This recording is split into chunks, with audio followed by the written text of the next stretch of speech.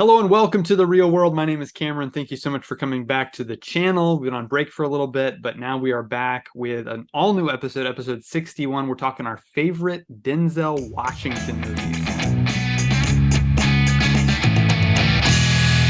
So, yeah, we're going to get started on this episode of the Real World Podcast. Denzel Washington, our top 5 favorite movies from him.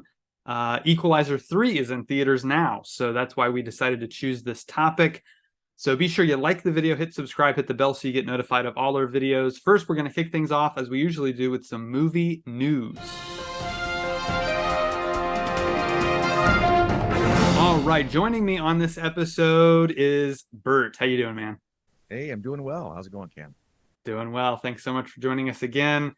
Let's jump into these movie topics. First of all, I wanted to talk about Disney. They announced out of nowhere that they're going to be releasing some of their Disney Plus series on 4K Blu-ray, which is kind of surprising. They don't typically do this, but some of their big Marvel and Star Wars series are coming to the 4K format. One of them is Loki Season 1. So the first season of that Marvel series is coming this month, September 26th. That will be available.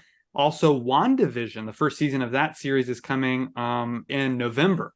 So November 28th, that will be available. And then I'm really excited to add both of these to my collection. It's The Mandalorian Seasons 1 and 2. Both are coming in December, just in time for Christmas on December 12th. Those will both be available. All these are going to be 4K steelbooks. So they're really nice metal packaging that they put out. That is a huge win for physical media fans, for collectors, and for the creators of these shows. You know, a lot of these shows are being pulled from these streaming services, and then you can't find them anywhere. So the people who run the shows, I'm sure, are very excited about this as well. I'm a pretty big fan of steelbooks. You too? Yeah, absolutely. I've got all the Indiana Jones movies on Steelbook. Nice. Yeah, I've heard the criticism that what's the difference? You're just going to pop in the disc. But the point is, it's a collection. Yeah, absolutely. You want it to stand out maybe a little bit. Yes, absolutely. Definitely. Yeah, they're really nice. Really nice. Look nice on the shelf. Staying in the vein of MCU series, some release dates are getting shaken up. This is happening a lot now since the writers and actors strike is still going on. They've decided to bump a few of these series that they've scheduled. The first one is Loki Season 2, which is now going to release on October 6th. I think it was supposed to release later this month. They bumped it to next month. So that's not a big change. But a couple of bigger changes is the animated series What If is also getting a second season. That's now coming out around Christmas this year. I think it was originally slated for around November. And then another show, which is the spinoff of the Hawkeye series, it's called Echo.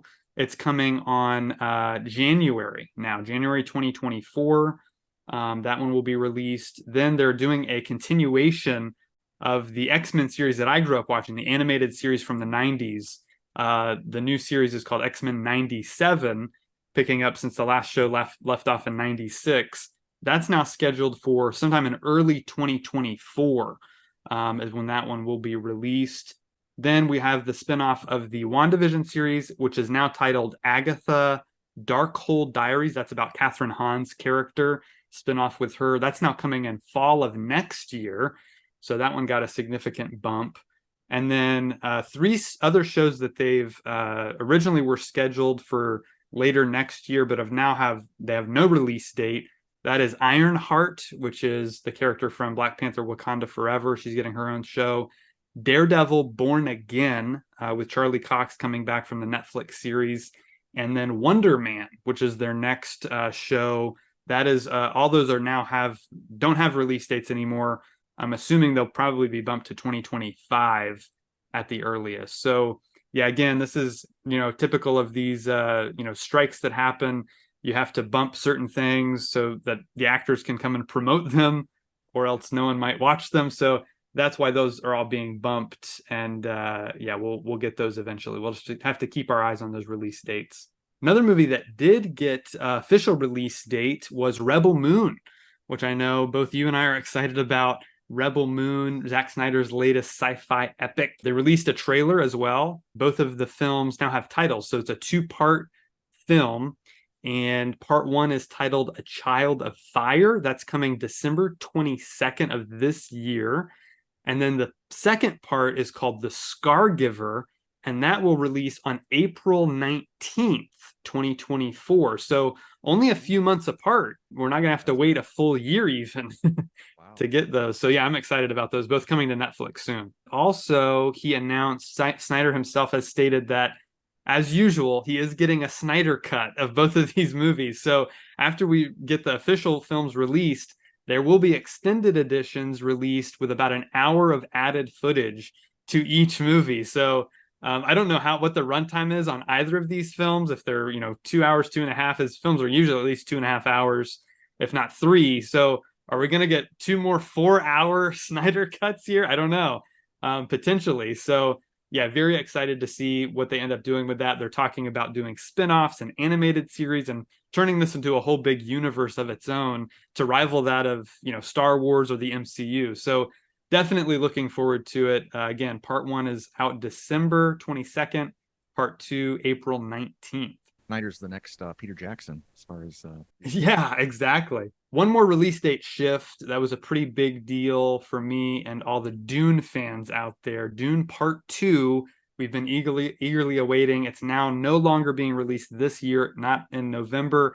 It is coming out next year in March. So March 15th, 2024. So again, not a full year delay, thankfully, just a few months down the road, but we're eagerly anticipating it.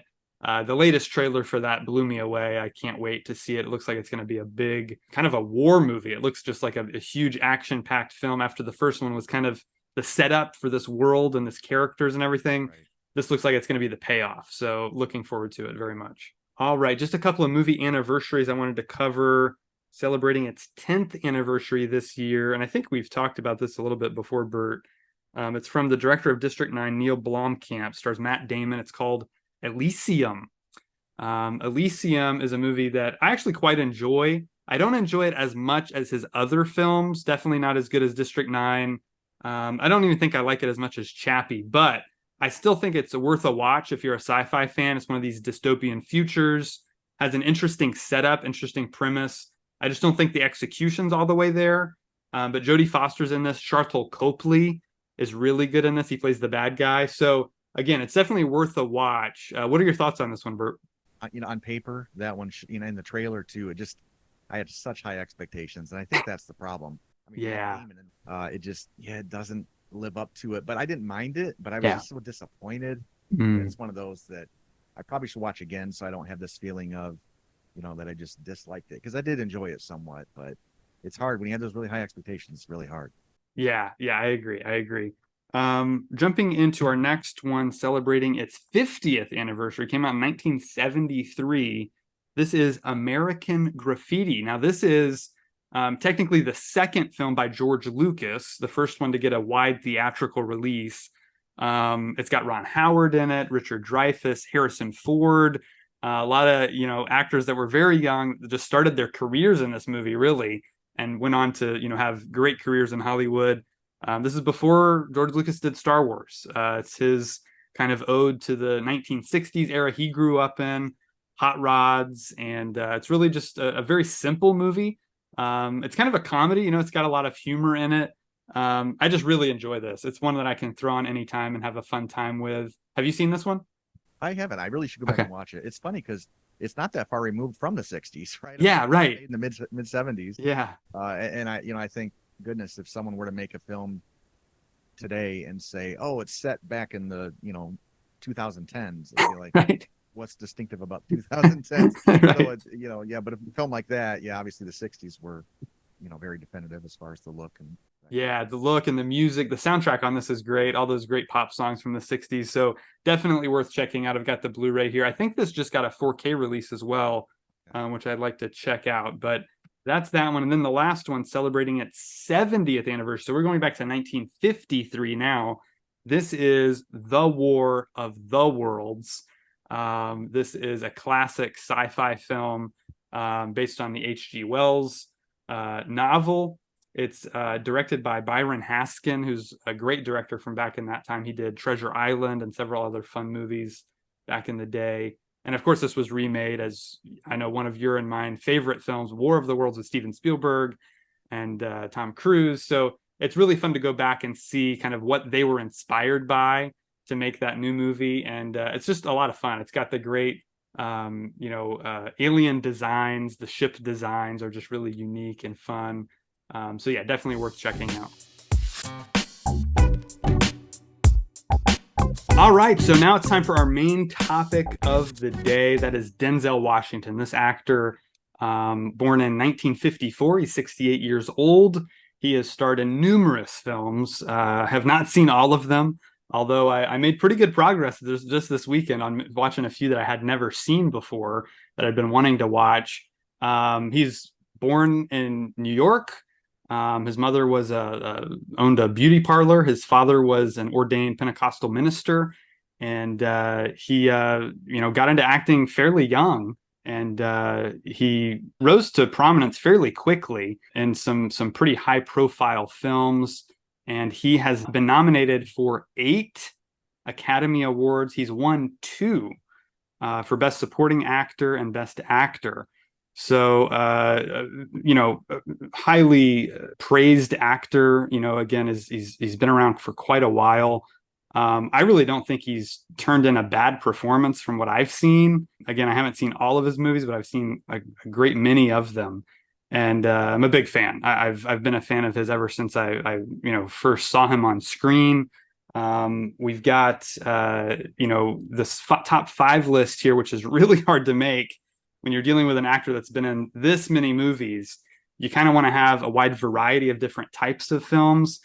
But again, when we're talking about actors, and we've done this before with Tom Cruise and with Tom Hanks and some others, but I really try to hone in on the performance. I really try to look at how convincing is the actor in the role. Am I engaged in the performance, and do I believe him as the character? That's kind of the main thing I'm looking at. Of course, I'm also looking at the movie as a whole. Is it a well-told story? This actor is one of those actors who's actually gotten into directing lately. Over the past 20 years or so, he's directed a couple of movies, and I got to watch a couple of them for the first time just this week. So that was kind of an added layer that kind of added kind of an interesting layer to this list that we're creating here. Even though it's not a director's list, it's kind of more impressive when he can act and direct at the same time. That's kind of an interesting element. So that's kind of my thought process here. Bert, what were you thinking of when you were creating this list? Well, first of all, yeah, Denzel's incredible. He's so real, like Yeah. you did the Tom Cruise podcast, and I probably like a lot more of Tom Cruise's movies in general. But there's always sort of like this less, realistic feel to the action movies and that kind of thing. But Right. when Denzel does it, it's so grounded. You just feel Yeah. like this guy's like me. It's Right. I really feel that he's a real person, maybe as much as any actor out there. Hmm. Yeah, I agree. Yeah, and so I did. There were a few that I did not include in my top 5 because they were minor roles for him, Hmm. to which he was terrific, and I'll mention those. But yeah, I just tried to concentrate on ones that sort of showcased him. Hmm. And like you said, though, I agree that he never puts a bad performance out there.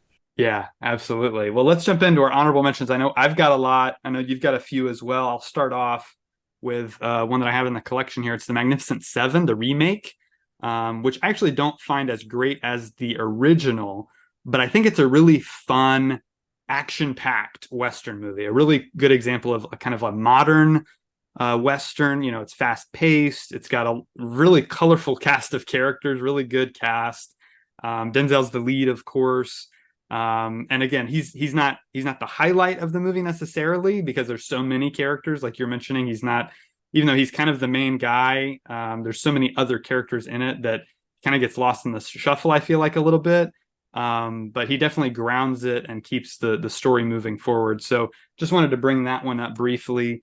Also, another one he did that I liked with Mark Wahlberg, it's called Two Guns. I think that's a kind of fun action heist movie with some interesting twists in it. If you haven't seen it, it's really enjoyable. And then I wanted to mention Unstoppable.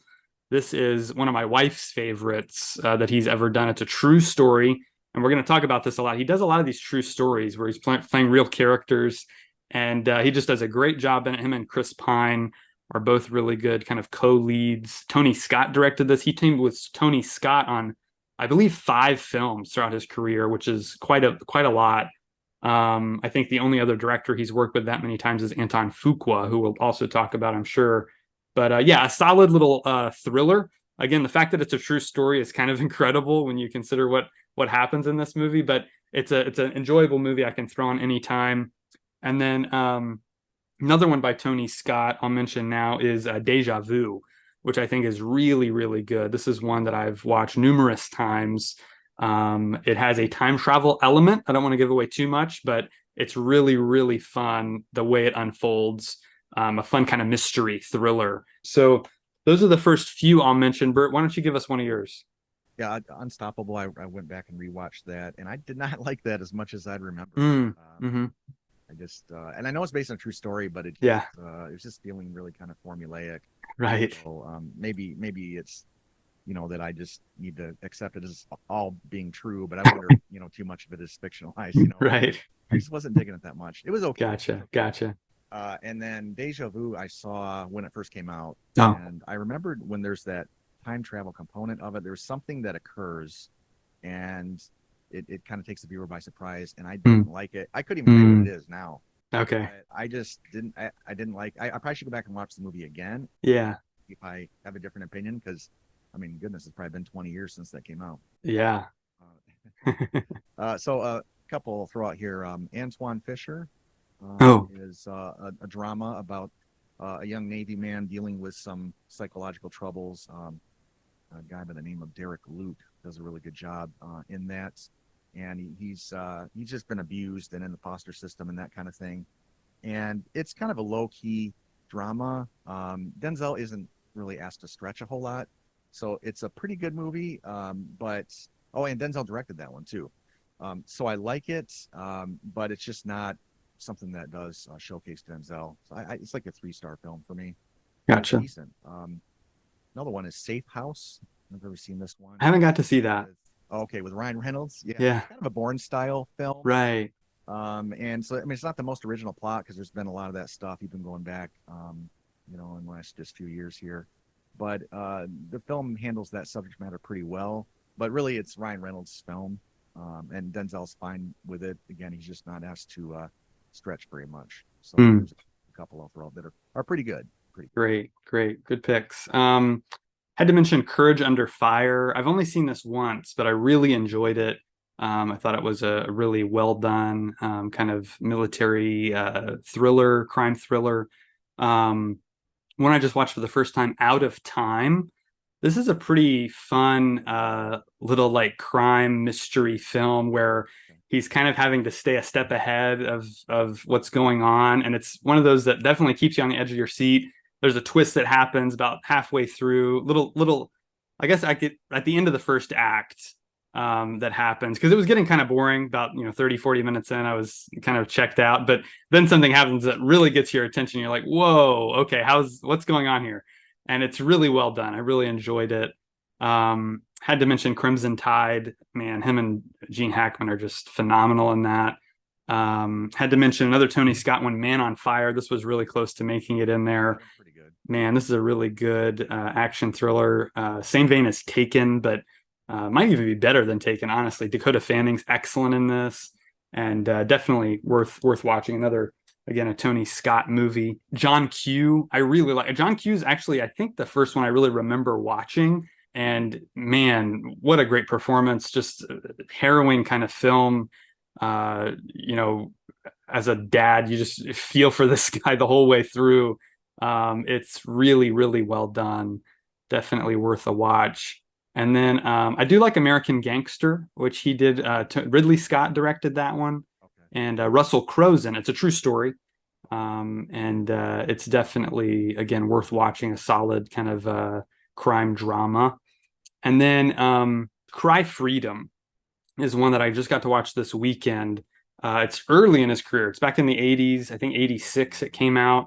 He did it with Kevin Kline, who's also in it, and it's a true story about apartheid in South Africa.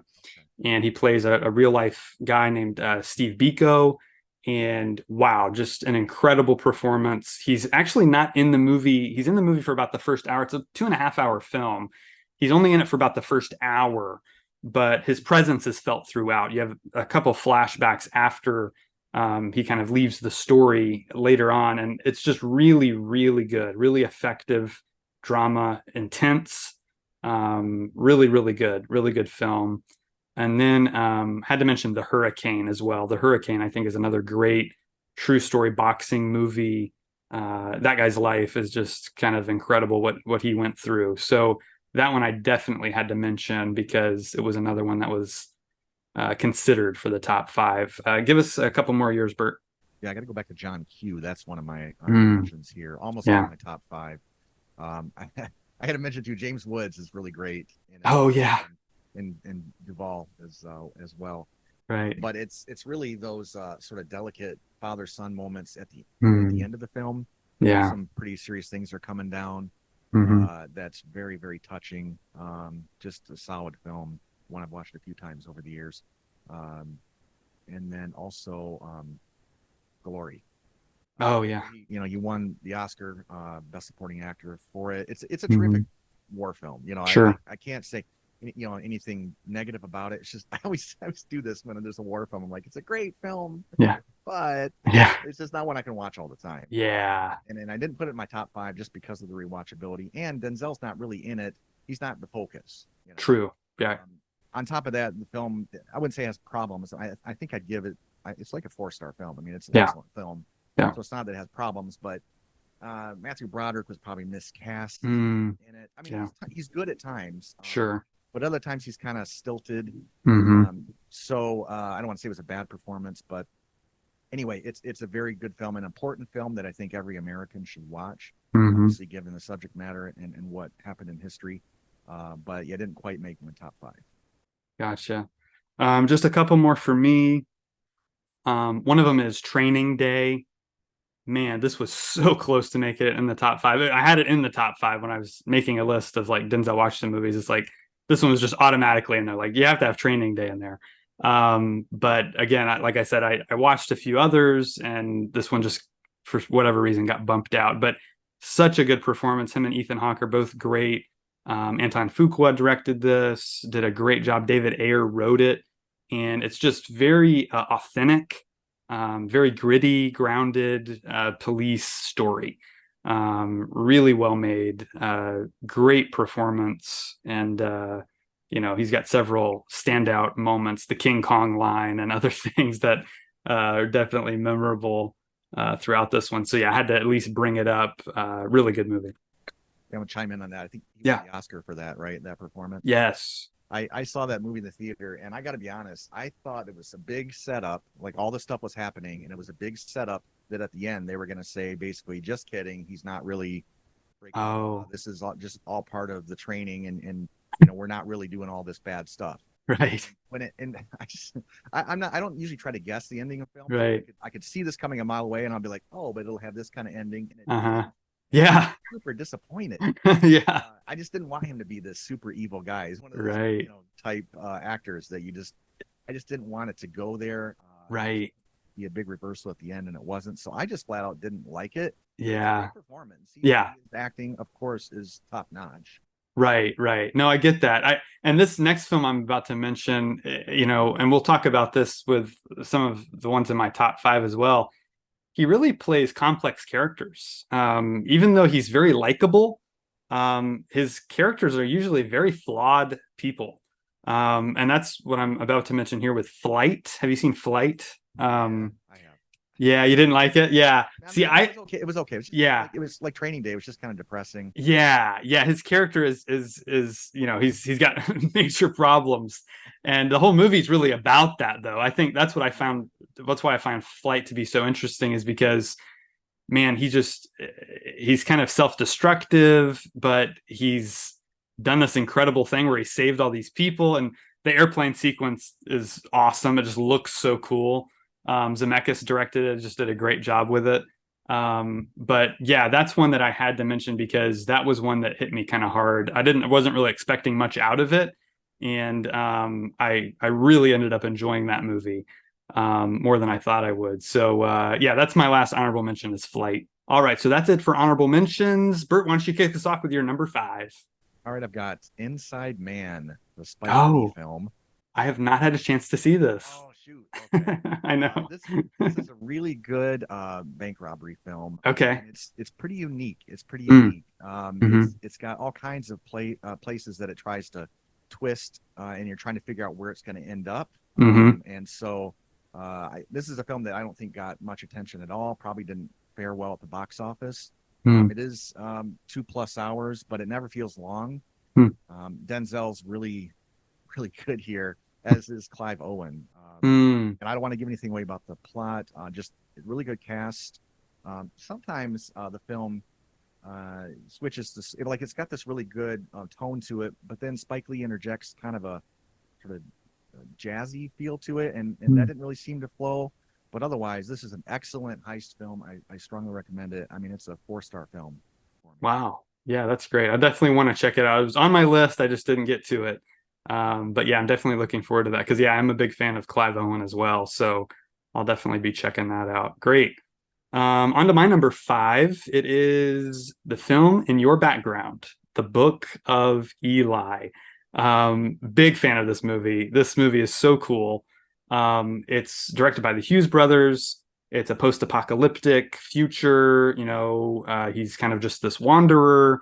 You're not really sure what's going on. They don't really explain things when you just kind of dropped into it and you got to kind of figure it out, which I love that. I love that kind of Yeah. thing when they don't kind of talk down to the audience and try to explain every detail. So yeah, you're just kind of along for the ride in this movie basically, and you end up finding out that he's carrying a Bible, and of course, a lot of other people want to get their hands on it because in the future it's hard to get your hands on one of these. And so, Gary Oldman plays the villain.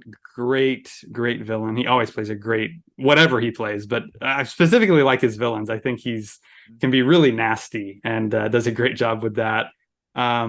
Washington does some great stunt work here. From what I know, he did most of his own stunts, learned fight choreography. This is a couple years after Man on Fire, so I'm sure he already had some kind of training and that kind of thing, but just does a great job with it. I like the kind of washed out, oversaturated look the movie has. Very unique, very well paced.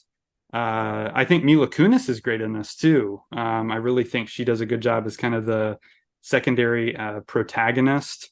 They kind of have a somewhat of a father-daughter relationship as the movie progresses. Starts off a little more antagonistic, then they kind of grow closer throughout the movie. But it's just great. It has a great kind of twist ending that I did not see coming. A reveal that happens that I was just like, what? And then you watch the movie again and you go, oh, okay, yeah, they actually did a great job showing us that, but without ever revealing it. So just a really, really well-made movie, one that I've watched a number of times. So yeah, Book of Eli had to make the list. It ended up at number five. All right. We got 5 minutes. You want to go ahead and do your number Yeah. four? Okay, go for it. Okay, and my number 4 is Crimson Tide. Oh, great. Yeah. And I personally, I think this is Tony Scott's best film. I ran Hmm. down the list, and I can't find one that I like better. This is a very claustrophobic, nail-biting, obviously kind of film. But I mean, what a powerhouse performance by Denzel and Gene Hackman, and Viggo Mortensen. Oh yeah. Years before Lord of the Rings, he's in a good role here too. And I just like that. There's been a lot of submarine movies, and this one does a good job of putting you in that situation of what it'd be like in wartime conditions in a nuclear class sub. And I guess it does it as well as any, in my opinion. And I got to mention the score. Hmm. This is one of those interesting ones where it's Hans Zimmer, obviously. There's one really great theme that is used kind of sprinkled throughout. But if you listen to the CD, you know, the entirety of it, it's mostly this ambient sort of like I guess submarine noises or like Right. stuff. And it works when you're watching the movie, but Yeah. as a musical piece, it's Mm, one of those where I just wish Hans could have been able to write music for the whole movie, and for whatever reason they decided not to go that direction. I mean, it's probably not right for every film, you know. sure. But that one theme is just so good. I just have to really highlight that. But yeah, I really like this film. I saw it in the theater, and I was I hate to do a spoiler unless we have to, so I'll just say I was expecting, you know, kapow, right in your face at some point, and Yeah. it goes a different direction, but it's Right. still excellent acting, very intense throughout. Yes, absolutely. I really like that one. Yeah, that's why I had to mention it in the honorable mentions because it is, I think it's one of, if not the best submarine movie. I mean, it's really, really good. Like you mentioned, Tony Scott again, another collaboration with that great director who we, lost too soon. And Hackman, I've talked about him before. He's just one of my favorites of all time. He's such a good actor. And having these two juggernaut actors play off each other is just so riveting every moment of it. Yeah, and they're So both those kind of guys that are they feel very real, like that. yeah, That like again, I wouldn't say Tom Cruise is necessarily that. There's a lot of great actors that they feel very glossy and it's mm, exciting and that kind of thing. But these guys just feel like real people that are walking around when they yeah, play almost every role they do. yeah, absolutely, absolutely, totally agree. Yeah, this one was nominated for 3 Academy Awards: film editing, sound, and sound editing, and all well deserved. So yeah, excellent choice. Crimson Tide's definitely a good one. All right, so moving on to my number four. It is a film that was released the year I was born, 1992. It is Malcolm X. Malcolm X. I was just riveted by this movie. Absolutely incredible performance. He totally inhabits this real life figure. It's obviously a historical film. He does these a lot, like we mentioned: American Gangster, Unstoppable, The Hurricane, several other films of his that are based on true stories. He's clearly a storyteller, Denzel Washington. He really wants to tell important and impactful stories, stories about real people who did inspiring things. And he doesn't shy away from controversial figures, obviously, as we see here. He really plays Malcolm X with such passion. I mean, just he really, like you're saying before, he is so real. It just feels like a real person. It doesn't feel like he's trying to sugarcoat it. It doesn't feel like he's trying to play this kind of like, legend that no one can touch. He's very flawed. He's got a lot of issues, but he did some incredible things that are very important and things that we need to remember as a country. So I just like that, and Spike Lee is obviously a guy he's teamed up with numerous times, and they have probably a shorthand now. They've worked together so many times, and you can just tell that they're very much on the same page with the type of story they're telling here. We get, it's a long movie. It's like 3.5 hours. You cover his entire life. You really get to understand him as a person, where he came from, why he had the kind of ideology that he had, and how it all happened. So it's really, again, I think an important movie. Even if you don't agree with everything Malcolm X did, I think it's very important to watch a movie like this to kind of understand history, understand different points of view on history and things like that. So yeah, just again, a very layered performance, a performance that feels like a real person. Again, they didn't try to, make him look better than he was. It's, flaws and all are there. And, but it's just a very well made film, very impactful. I've only seen it once because it can be kind of hard to watch at times, some of the things that he went through and things that he did, but definitely worth watching. So yeah, that ended up at number four. And I haven't seen that one actually. Oh, really? Yeah. Yeah, definitely worth a watch. Just prepare yourself for a long movie and one that has a lot going on. All right, Bert, we're on to your number three. And I chose The Hurricane for number three. Oh, great. This fascinating story about this boxer Yeah. who very early on gets in trouble with the law, uh, wrongly accused, if you will, and thrown Hmm. into prison for decades. Yep. This film it looks great. Hmm. It's one of these that obviously skips through several different decades. I really like the editing. It's a very nonlinear telling, and it makes it so well paced. I can't imagine trying to edit something like this together. You know, Yeah, actors don't get enough credit. right. And it's funny. I mentioned a jazzy score. This one actually has a little bit of a jazzy score, and actually works Mm, great for the film. hmm And then there's orchestral sections that are really good too. But Denzel's performance is really good. There's a lot of movies like this, you know, where an actor is portraying a young person and then a decade older and then so on and until they're an older person. And this one seems to nail that better than most of them, I feel like, and probably partly due to Denzel's acting ability. But they're really two different men that he's playing Mm, because there's the very confident man at the beginning, the very sort of in a lot of ways broken, but you know the character that he turns into is a lot more distinguished and um, educated and so on. Just such a different. It's just a very uh, incredible journey and path and ability of one actor to portray everything at start and end and everything in the middle. Just a great overall performance.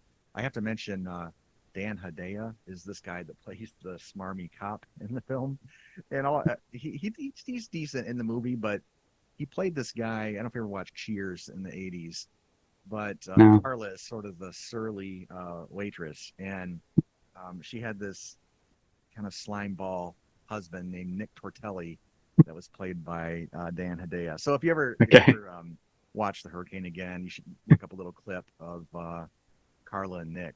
It's hard, you know, when someone plays a role like that, it's hard to think of them in anything serious. Right, right. Really, just a side note, but this is just a great performance and a very well made film overall. Yeah, I definitely agree. Norman Jewison directed that. He's a great director. He's been working, well, that I think was one of his last movies. I think it might have been the second to last film he made. But he was working way back in the 60s on movies like In the Heat of the Night with Sidney Poitier. And so he's been in Hollywood for a long time, but that is one of his best movies. Absolutely. Hurricane is excellent. So glad you put it on the list. From one sports movie to another, my number three pick is Remember the Titans. Remember the Titans is, I think, maybe the best sports movie ever, one of the best football movies, certainly. It is so well made. Jerry Bruckheimer produced it. Boaz Yakin directed.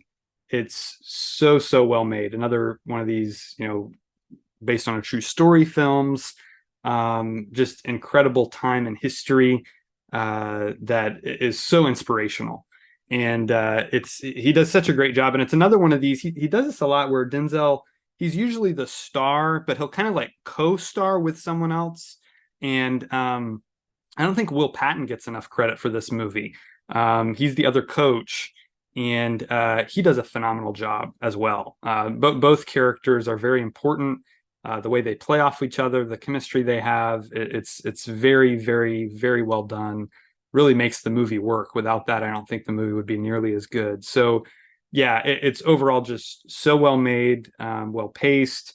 It's got an excellent supporting cast of younger actors. Ryan Gosling, for example, who went on, now he's one of the most popular actors out there.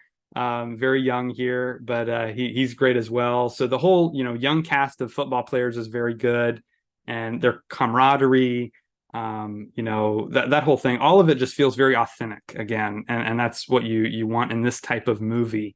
And so yeah, this one came out in 2000. It was another one of the early movies I remember watching him in, and I've seen it a number of times since then. Football being the sport that I grew up watching with my dad, it's just really well made, really good movie overall. So yeah, I had to mention that one. That one ended up making it number three.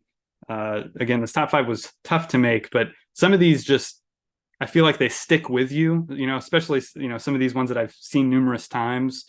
They're kind of, you know, more, if they're more rewatchable, like you were mentioning earlier, that kind of can bump them up a little bit higher. But yeah, Denzel's just great in it, great in this movie. And so, yeah, that had to make number three. Yeah, I've seen that one. That's good. Good pick. Gotcha. Great. Bert, give us your number two. My two is Book of Eli. Nice. Yeah, I'd love to get this one on 4K. I don't think it's available yet, Mm, but yeah. it does have a great look to it. Obviously, has a lot of imagery and symbolism throughout with the characters and the items in the film, as you were talking about. Yep. The film really depicts desperation. At one point, Mm, Denzel's character says that prior to the flash, so we get this glimpse that there must have been like an A bomb or something, hmm that people threw away things that people now kill for, and mm, it's it's good to think about. We take so much for granted in this life. yes.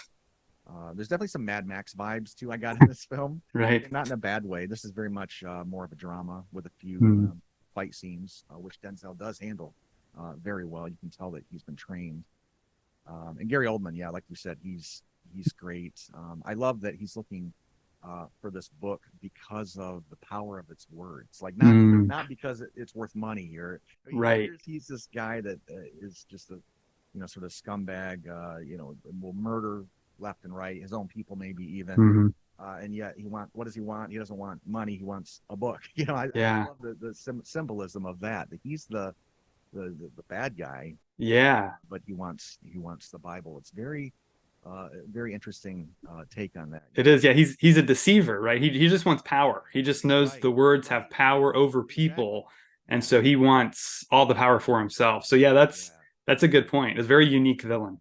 yeah. I love that about it. Yeah. And there's some great camera angles too in this Mm, movie. And that twist ending. Yeah, I'm just gonna leave it the way it is, and not do the spoiler then thing. Too, since you didn't uh, comment much on it as well. It's just a great ending, and it makes you want to run back and watch it again. yeah. It's a very rewarding rewatch. So, I mean, this one almost, it's hard not to make this my number one. Yeah. It's just a great film that more people, I mean, most people I ask about this film, they've never seen it. It's another one of Yeah. those, but just super layered film. Yeah, absolutely agree. Great themes and great visuals. It's got everything you could want. So yeah, excellent choice.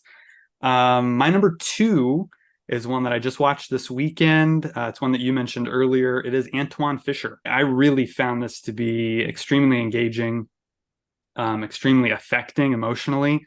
It's really just an incredible story of what this young man went through, his fortitude, just kind of like one of those inspirational kind of films about the power of the human spirit and what people can go through and survive and come out on the other side. Just really, really well made. It came out in 2002. This was Denzel's directorial debut. This is the first film he ever directed. Obviously had been working as an actor at this point for 20 30 years, and so he felt confident enough and passionate enough about this story to tell the story on both sides of the camera. And like you said, he does have a smaller role. He's not the main character necessarily, but he does have many scenes in the movie, and he's really kind of a linchpin character, I would say, even though he's not the main character. Sure. He Yeah. really has a major role, and it's a movie that reminded me a lot of Good Will Hunting. In fact, if it wasn't based on a true story, I would think, oh, they're just remaking Good Will Hunting. Um, but I honestly think this is a better movie than Good Will Hunting. I really think maybe just because it is a true story, Yeah. it just hits you that much harder. And yeah, he just does a great job in this mentor role with this young man. The relationship that develops over time is just really incredible to watch unfold. Derek Luke, as you mentioned, is incredible. So Denzel obviously does a great job directing him and the rest of the cast, the entire cast. They just again feel very natural and realistic in all their performances. He's got several really good scene transitions throughout the movie that I thought were very clever and well thought out. Obviously, a lot of time and effort went into this. It wasn't just one of those that he kind of just flippantly made. Again, he's obviously passionate about the story, so he uses flashbacks throughout. It has kind of this beautiful full circle narrative. The opening scene is kind of this dream sequence that you end up kind of seeing the reality of later, which is just a beautiful moment. So great visual storytelling. I liked the music a lot. I thought it was very well done. They cover so many great themes, as you mentioned. The foster system, adoption, forgiveness is a huge theme, and like I mentioned before, fortitude. Just what this guy goes through and how he comes out on the other side is just really incredible to watch. Viola Davis is in this. She has a very small role, but it's very, very effective, very good scene that she's in. So yeah, overall, I was just kind of blown away by it. I honestly wasn't expecting a lot, didn't really know anything about this guy or the story. Yeah. And it was just one of those that kind of made me go, wow. And it's still sitting with me today. I'm still thinking about it as I sit here and just yeah, really well done. So that made number two. All right, that's a good pick. Yeah, it's memorable. Those scenes with Viola Davis are pretty uh, disturbing. Yeah, and she doesn't really hardly say anything. I mean, it's just an incredible scene that she's in. Yeah, just really, really good. So Good pick. Yeah. yeah, yeah. All right. We're on to your number one, Bert. Give us your number one Denzel Washington movie. It's Remember the Titans. All right. Nice. Kind of downplayed my interest a little bit. Gotcha. Keep the suspense up. What a great message this Mm, film yep. delivers. Speaking of, yeah, films, and there's been a few of these here. Seems to pick ones that can be very important in history and ones Yeah. that everyone should watch. And I definitely think this is one of those with the integration of white and black Yeah. a few decades back. And the script does a really good job of working through this. This is a Hollywoodized, production of what really happened. I mean, it's pretty slick and all the musical cues are just right. But regardless, I think it achieves what the story it's trying to tell. And I have so much fun watching it, and yet it just really hits to the core sometimes. Mm, And it's funny at the yeah. right times too. You mentioned the cast. I mean, obviously Denzel's in it. Yeah. It's funny. He's kind of doing his Hoosiers coach, Coach Norman Dale. He's kind of doing not an impression, but a version of that Right. here with sort of that indomitable coach in the with the team. But I love how he treats the white and black players the same. If anything, he's harder on the black players because he knows that he's been put in this position, and he takes it upon himself to try to use that to make this super important change. There's a moment in the film where they're at the football camp, and the white players and black players are staying separate, even though he's trying to force them to integrate. And but there's a moment where one of the white players and one of the black players kind of connect, and they hit it off, and it's just this magical moment in the film. And it's like there it is. You're witnessing exactly what needed to happen for this to come together. I just love that part of the film. Yeah, I'm not a football fan, but I agree. This is maybe the best sports film. It's right up there with Hoosiers. This is one of my favorite films of all time, frankly. Yeah, I just love the message and the presentation of this film. Yeah, one of my all time faves. Yeah. Excellent choice. Excellent choice. Definitely, definitely one of his best. Made both of our top fives. So excellent. All right. On to my number one Denzel Washington movie, another film I just saw for the first time this week. It is Fences. Fences from 2016. Very much flew under the radar. Not many people have seen it. I think it did get nominated for a couple of awards, but another film that Denzel stars in as the main character and directs. And man, I was just blown away by his performance, by his very confident direction. It's basically one location the entire film. You're at this small house in Pittsburgh during the 1950s. And he's a garbage man. He's got a wife and he's got a couple of children. And it's really just about their family and it's about their life. And it's very simple, but it is just extremely engaging. He does a lot of long takes, right? So he'll just set the camera up and let actors act, and the performances are just so enthralling to watch. It's really incredible to see what they do. The characters are so well defined, very likable, yet very flawed. Like we mentioned before, he doesn't shy away from the harsh realities of what a lot of people go through, what a lot of people went through back then in that community. And so it's, again, just amazing how detailed and nuanced all the performances are. They feel very real. Viola Davis plays his wife. She's phenomenal in the movie.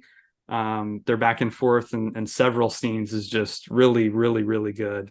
So yeah, just such an interesting kind of snapshot of history. The small group of people. It feels like you're watching a documentary about just these people's lives and what they go through. And just thematically, it's really, really good, about how, even flawed people can do great things. And, it's again, forgiveness is a big theme here. It's just really, really well done on every level. I just really was, again, another one like the last one I mentioned, Antoine Fisher. It's just one I was surprised by, honestly, because like I hadn't really heard anything about it. And I was kind of just like, well, he directed it and he's the main actor, so I guess I'll check it out. And man, was just really, really surprised. I'm surprised it didn't get more attention when it came out. Definitely worth watching. So yeah, Fences shot up to number one, and that's where it sits right now. Check that one out. Yeah, yeah, for sure. All right, folks. Well, that is it for our Denzel Washington podcast, episode 61 of the Real World Podcast. Thank you for joining us. Make sure you leave your top 5 Denzel Washington movies in the comments below. If you got to go see Equalizer 3, let us know how that was. Neither of us got to see that, but I did like the first 2 Equalizer movies. Bert, have you seen both of those? I like the first one. I haven't seen the second one yet. Okay, I actually prefer the second one to the first one. So let me know if you get to see that one. I'm definitely looking forward to seeing the third one. Again, leave a comment below for us. Make sure you like the video, hit subscribe, hit the bell so you get notified of all our videos. Next week, we'll be back for an all-new podcast. Look out for new videos on the channel this week. I just did a breakdown of some new 4Ks I picked up, so make sure you watch that video on the channel. Got all kinds of playlists for you. If you're a movie fan, you're sure to get a lot out of it. So thanks for joining us, Bert. Oh, yeah, definitely. Had a good time. Thank you again so much to all of our subscribers. We're almost to 300, just like we need 3 or 4 more subscribers and we'll be at 300. So please help us get there. Thank you again for joining us. We'll see you next time right here on The Real World.